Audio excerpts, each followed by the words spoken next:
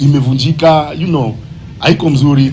So ikakuwa tupeane modern metallic hii ya chuma, ile hata inaweza kaa for long na iko even. Wakati kahawa inakaushwa inakauka evenly, and then quality yake inakuwa ni ya juu.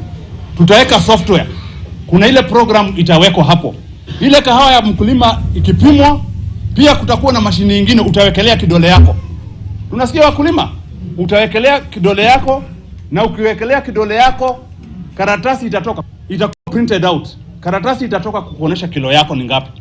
Hapo mpaka hapo mmeshika. Na hiyo kilo yako ikipimwa hapa, commissioner akiwa kule Nairobi, commissioner of cooperative, atajua kahawa ya Jenjuki ni kilo ngapi, ajue kilo ya Geshimo ni ngapi, na ajue kilo ya mkulima ni ngapi. All right, so the question of youth is now inescapable when it comes to conversations of global development agenda. And as observed by the key speakers during this year's National Agriculture Summit, the youth unemployment challenge requires bold and coordinated efforts to stimulate economic transformation and business sector development. In line with the conference theme, accelerating private sector investment in agriculture for growth and transformation, key stakeholders called for youth empowerment, citing that the ensuring mindset that youth in agriculture is synonymous with engaging in farm production in the field is misguided. For the agriculture sector, for the producers, the farmers, that is very, very difficult. And especially for the youth, they don't have financial records. So that is something where we still need to work on and find solutions how we can support that. And the other, of course, is, skills development sounds that easy, but during the last 2 years in COVID, that was tremendously difficult. How can skills be transferred to the youth? So the use of digital tools becomes very important, and I think Kenya has some very good options there of using digital technologies for transferring knowledge. All right, so to that conversation that I promised you a little bit earlier, consumers' cost of living depends on the prices of many goods and services and the share of each in the household budget. Now, to measure the average of consumers' cost of living, the Kenya National Bureau of Statistics conducts household surveys to identify a basket of commonly purchased items and track over time the cost of purchasing this basket. Inflation jumped to a 6-month high of 6.5% as of April from 5.6% in March. Wanjiru Gikonyo is the national coordinator of the Institute for Social Accountability, and she joins us via phone. Welcome to Business Cafe, Wanjiru. Thank you very much. Thank you for the invite. All right. So when you're looking at the inflation number for April, it's 6.5% skyrocketing. And economists are already predicting that this figure will actually surge to about 7% when the Kenya National Bureau of Statistics releases its data either today or tomorrow. We're looking at tough times ahead for Kenyans. Indeed we are. They have been tough times and have gotten tougher. And, the cause of this can be said to be, in part, the events that are happening in the Ukraine, on the global market. In part, the aftermath of the COVID shutdown and the other impact. But in Kenya, we have a unique scenario where over-borrowing by government has caused us to be, unduly dependent on using hard currency to repay our debt, making us very vulnerable to the exchange rate. We also squeezed our fiscal space by borrowing expensively on projects that don't have returns. And so with a huge deficit and the policies to contain that deficit, all these external events found us extremely vulnerable. And the unfortunate thing is that the government from very early on has tried to plug this yawning deficit of we've been running a deficit of 7 to 8% of the GDP, which is not sustainable. And government has been trying to plug this deficit through increased taxation. And if you saw the the recent report by the KRA, they're essentially saying Kenyans are overtaxed. And we've reached the level of diminishing returns. For instance, the new tax that was put on the new digital tax has resulted to a reduction in revenue, as Kenyans are then now using their mobile phones less and maybe using cheaper ways to communicate, instead of the more expensive call rates. So yes. And the burden is being borne by the households. I think for all of us, we go shopping and we're able to get less value for our shilling. But for those households that were already struggling, those households that were pushed into poverty by COVID due to job losses, due to business closures, then life is becoming unbearable. Right. Yeah.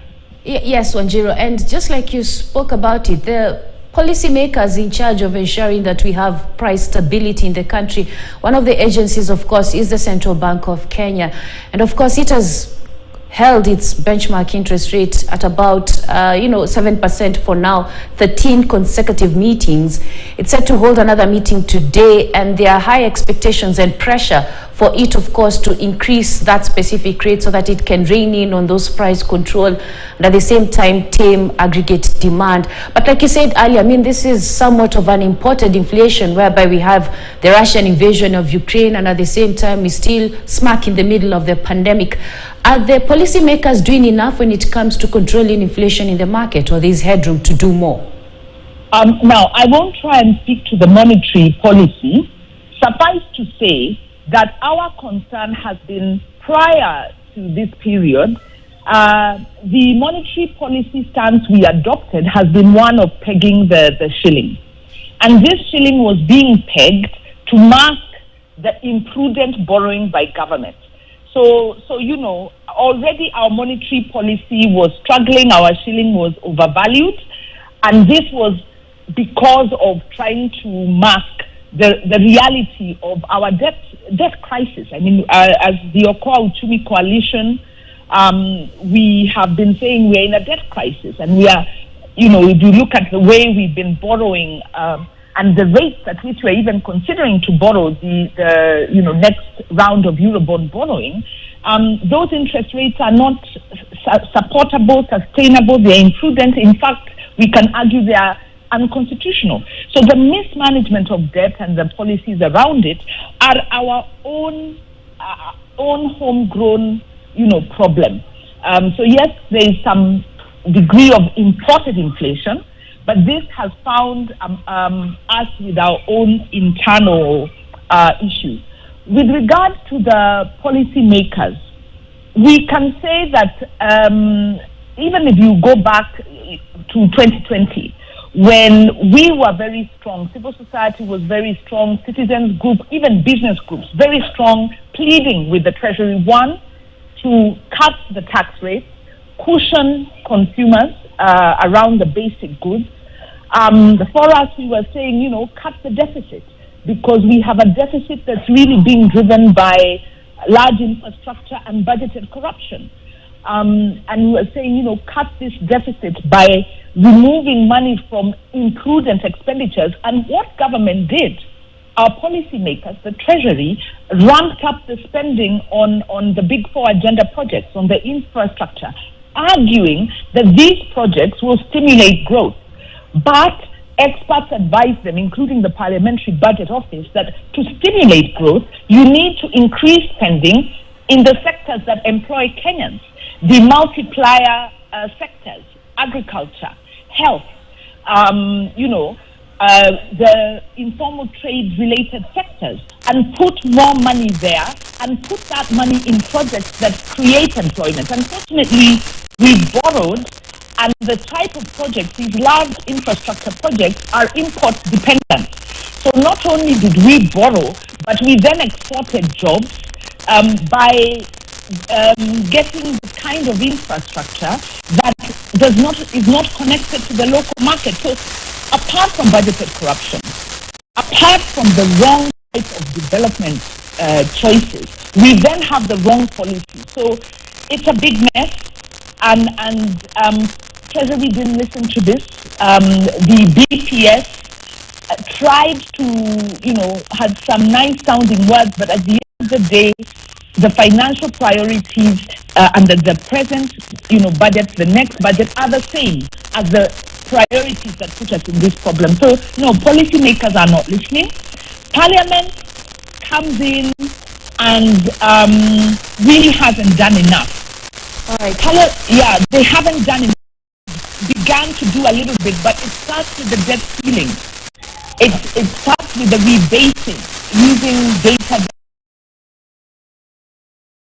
Let me just jump in before we wind up really. The government has also introduced some price measures, under the subsidy scheme. We have now the... is this a step in the right direction? From an economics point of view, this will still pile pressure on government finances. Should the subsidies be extended, or this will completely mess up the finances for the government going forward? Experts say, because we've consulted a little bit on this, they say number one, and our data shows us, is remove the cause of the financial pressure, which is the runaway expenditure, the deficit down by curbing unproductive expenditure. Then, when you look at fuel, I think we know what the problem is. There are too many levies piled up on fuel. So you'd rather remove the taxes and those costs that are driving up the cost of fuel. There's an argument that the levy being offered in agriculture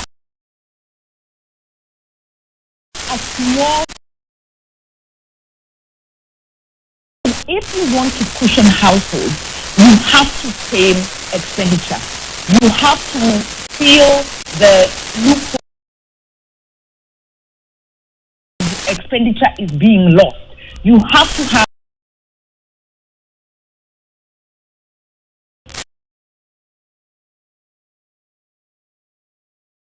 got it, and they're jumping out of the frying pan.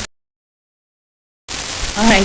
Thank you so much for your insights, and you will be phone, of course, from the National Coordinator of the Institute of Social Affairs.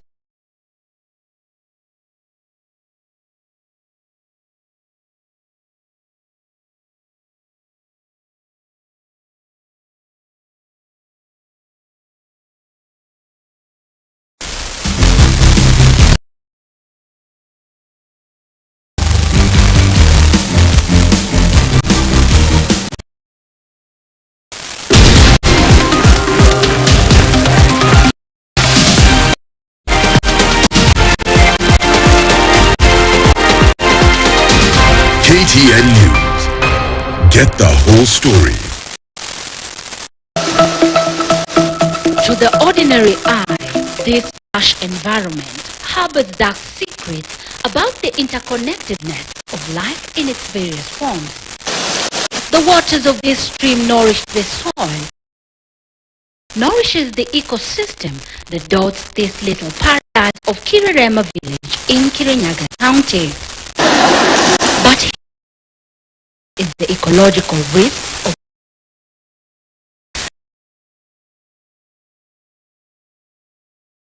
eucalyptus trees have predatory instincts